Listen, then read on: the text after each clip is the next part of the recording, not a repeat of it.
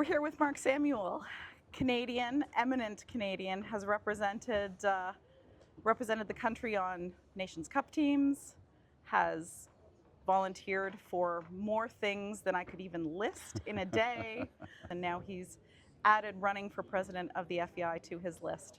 Let's start with some basic introductions. Tell us a little bit about yourself, where you grew up, how you got into riding.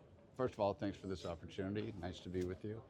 So born and raised Canadian in the Toronto area, and still call my home there, although I do maintain a home in Wellington now. And I would say I was born into the sport. My family had horses when I was a little kid, and I was that kid on the in-gate and at the rail watching our horses compete for Canada, actually in the 68, 72, and 76 Olympics. I was that kid sitting on the steps at the Royal Winter Fair, watching Canada compete in the Nations Cup, and just really instilled a passion for the sport for me. I've always been close to the sport, so ponies, into hunters, into jumpers, then into the team for 5 years. Getting the opportunity to represent Canada in different places around the world was really exciting. Still involved in the sport, still riding, still competing at the meter 35, meter 40 height, and very close to the sport. So it's in my blood and always will be. Most memorable moment representing Canada? I would have to say there's two. The first being getting the opportunity to represent Canada at the Pan Am Games down in Santo Domingo. It was a dream of mine. I was on a team with Captain Canada, Ian Miller, and even though the weather didn't cooperate, we rode in downpours of rain every day. I was on my amazing partner Jerez. We ended up notching great scores. It was a great experience. I loved competing at that level. Then unfortunately, the very next year, the cycle, we were competing in the trials for the Olympics and going very well, and he went lame and we never got our chance to do our Olympic cycle. But that would be one, for sure. Then I'd have to say as a Canadian, getting the opportunity to be on the Nations Cup at Spruce Meadows, the iconic Canadian venue, and walk through that tower and to hear all those fans, that was really special. I'll always remember that. You have traveled the world and been involved with so many pieces of the sport. What do you think are the biggest challenges facing equestrian sports right now? We have to start with horse welfare, perception, and the social license that goes with that. It's fundamental to our ability to continue to pursue our sport. And I think we really need to do some work to own that narrative.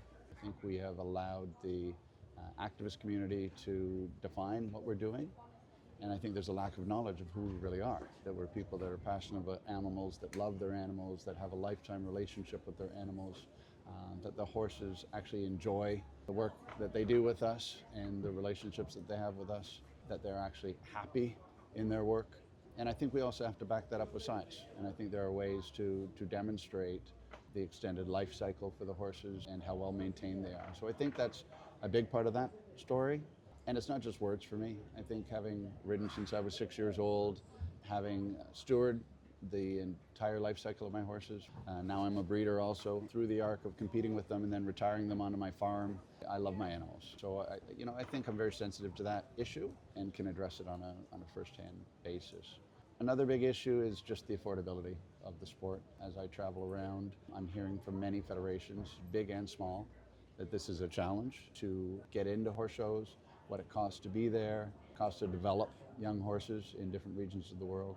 I think that's something where we have to get all the stakeholders together and hammer out some compromises that make sense, that still preserve a fair and equitable field of play, but also to do it at a more cost-effective level and more sustainable level, right? So that would be number two, and I look forward to having an opportunity to work on that a little bit more. How do we bring more young people? Absolutely, that's an important thing. And it's not just as riders, because I think there's been a dislocation from the riding clubs and from traditional feeder systems into our sport. So I think we have to look at that and encourage our federations as to how they populate that. But it goes beyond riders, it's also officials. You know, we have an increasingly aging officials population. We need to think, how do we encourage and incent younger officials to get into the sport, stay in the sport, because it really can be, you know, a multiple decade career. for those that love it. So I think we have to be mindful of that as well. In Europe in particular, it's very hard to get into shows because of the structure with points. I think there's some unfortunate circumstances where it becomes very expensive to find your way in through the wild card system or the competition organizer system. So I think we have to look at that as well, and that might take a little bravery to look at shaking that up as well. I've been a volunteer in the sport since I was 19 years old. First at the Ontario Equestrian Federation level, and then the Canadian Equestrian Federation level that was the precursor to EC today. What I've found is you need a champion almost always to get anything done. I saw a need to organize the sport in Ontario, so I was the founder of the Ontario Hunter Jumper Association and its first president for a number of years. Then the responsibility becomes succession and making sure that it has stability and viability going forward. Did the same thing at the national level with Jump Canada. I was one of the founders of Jump Canada and its first chair as well, and same issues. Where we run into bureaucracy is when we have structures that don't serve the sport and where we lose the voice of our stakeholders.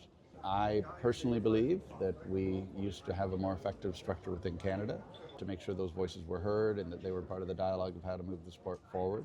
I have always allowed myself to be a resource to the leadership at EC to talk through what we might be able to do structurally to get us back to those roots, get people more engaged again.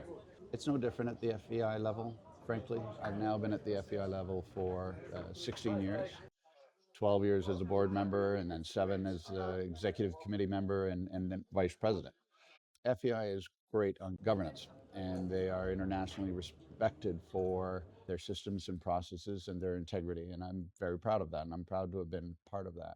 Their challenge, though, is to remember that they're a federation of federations, to make sure that they're listening to their member organizations and hearing their priorities, both big country and small country, developing as well as developed. And the other stakeholders too, the athlete's voice, the owner's voice, the competition organizer's voice. I think we could do a better job at that. I'm given the opportunity, the honor of leading FEI at some point. I would intend to bring my equestrian background and experience forward to make sure those voices are heard. You've been an owner, you've been a rider, you've been a horse show dad, you've been a sponsor, you've been a volunteer. What's your favorite role that you've been in the equestrian community so far? I'm a passionate person, so I would have to say, first of all, as a rider. I mean, I started at 6 and I'm now 63, still competing and still loving it and still exiting the ring with a smile on my face. Just so appreciative to still be able to pursue the sport. Close second is the ability to make a difference. Getting involved on the different levels that I have to see the impact, develop consensus at all the different regional, local, national level, now international level, being able to bring my background forward and see sustainable solutions that live on beyond myself. That's pretty exciting as well. Best piece of horsemanship advice you've ever been given, and from whom? A lot of voices come to mind. I had some great mentors in the sport. I've had a 44-year relationship with Matt Cohn, training our horses. He taught me a lot about the stewardship of the animal, living for another day, not to push the animal. And I would say that's important because everyone gets caught up in the immediacy of the next class or the objective that they have, getting to the Royal Winter Fair or perhaps getting somewhere as magical as here in Aachen someday. But we can't lose sight that we're partnered with an animal and that we can't push them past what they're comfortable doing or where their training is or what their health is allowing them to do. And I think we owe them our primary consideration. So that would be number one, is from Mac, really being responsible for the animal and taking care of them through their whole cycle. The other, I have to say, because I can never give you just one, Ian Miller, Captain Canada, he taught me really how to be a team member. He was my chef a couple times. He was my captain of our team a couple times. And what it means is you're all in. When you're on a team, put the team first. That means you ride in whatever position you're asked to ride in. You do whatever you're asked to do strategically. Even if you're on a speed horse, you do the slower clean. And for sure, you always complete the course. As long as your horse is healthy, doesn't matter if you have 1 or 2 rails down, you complete the course because the team needs to score. And I think that's almost a lesson in life. You know, it's beyond just the equestrian side of it. When you commit to something I think you have to give it your all right to the end. And everybody around you is expecting you and counting on you to do that. So it works in both fields. What do you want to say to Team Canada, who's been here all week, but to all the other countries that are here this week, some having great weeks, some having horrible weeks, some having one or two competitors? What makes you so proud of this week and everybody competing here at all the different levels? This is my first time at Aachen. I've been to Spruce Meadows a number of times, including when I competed there, and it is absolutely, in my mind, the best facility in North America. People often compare it here to Aachen, and now I know why, because it's very special here. To have the World Championships here, all but one discipline, endurance, it's something really special because it really brings together our entire community of the horse, and we're all united by our passion and our love of the animal. For those that are lucky enough to get here, it's been a journey. No one just accidentally gets here. I had a great discussion with a Zimbabwean rider who it's her first time ever jumping meter 60 here at Aachen, and she is the first athlete ever to represent Zimbabwe in jumping. And her journey went from through grit and determination and sleeping in her van to get here.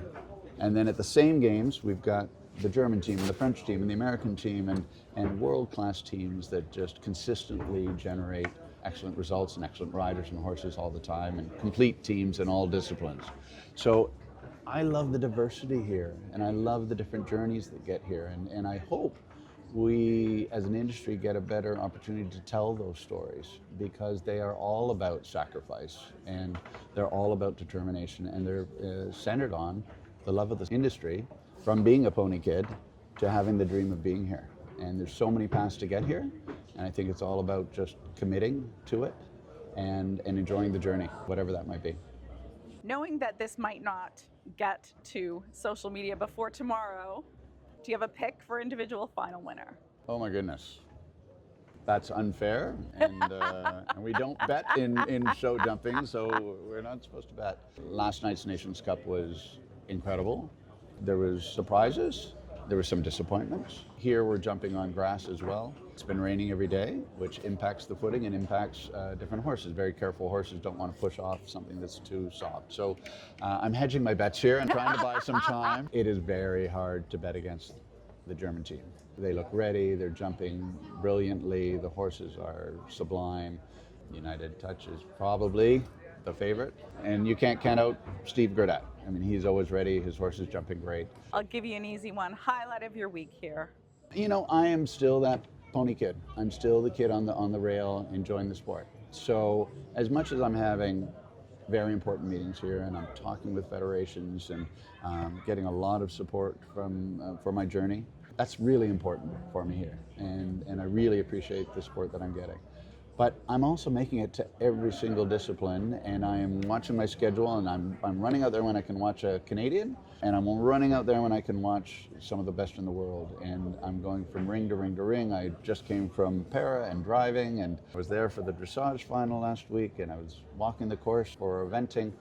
We're just so lucky to be here. As soon as this interview's over, I'm going to run back out there for another performance and then look forward to the jumping tomorrow. So it's the fact that it's all here, and I'm passionate about it and I love it.